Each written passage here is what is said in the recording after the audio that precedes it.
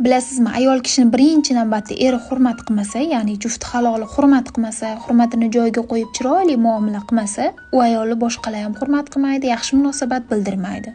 Hurmat qilish deganda yana o'ylamasin, sevaman, o'ylaman, xotinimni hurmat qilinglar emas. Shunchaki er kishi umumiy yaqinlarining davrasida shartmas mulozamat.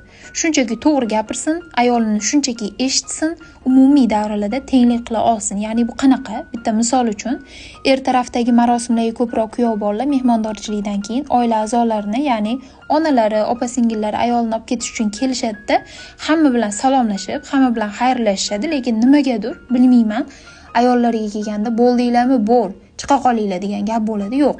Aslida xuddi shu joyda bir og'iz yaxshi o'tirdinglarmi, charchamadingmi va bu holat istalgan kuni, istalgan joyda hammani ko'z o'ngida aytib turilsa, shuni o'zi yetarli.